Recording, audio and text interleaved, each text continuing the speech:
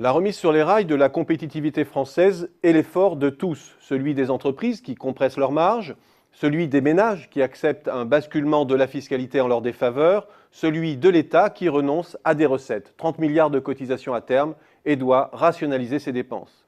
Idem concernant les économies du sud de l'Europe. L'effort salarial et fiscal qui a été exigé des ménages est considérable. Et que voit-on au final ? Que la baisse des coûts se projette dans la baisse des prix de production de tous les pays européens de façon uniforme, entraînant l'ensemble des entreprises dans une spirale déflationniste. Une spirale qui détruit l'avantage transitoire que se sont octroyés les pays en procédant à des dévaluations internes douloureuses et qui consume de la marge pour les autres. Tout cela pour presque rien en termes de part de marché. Tout cela pour aboutir à un quasi-statu quo sur la répartition des échanges entre pays européens, comme en témoigne l'inertie du partage des exportations à l'intérieur de la zone. Que voit-on encore ?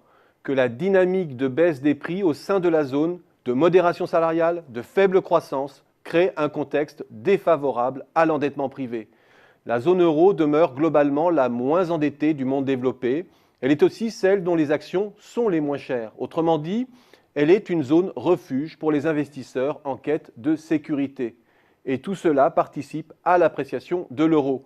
Il flirte maintenant régulièrement avec les 1,40 vis-à-vis du dollar, en dépit des incertitudes sur la politique monétaire américaine. Autrement dit, l'euro demeure 10 à 20% au-dessus du cours qui égaliserait les prix français ou allemands au prix des produits américains.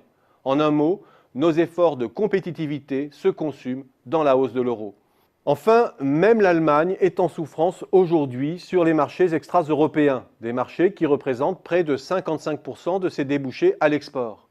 Malgré les chiffres flatteurs de l'excédent commercial, les exportateurs allemands sont à la peine, comme en témoigne leur recul relatif dans les exportations de la zone euro vers le reste du monde.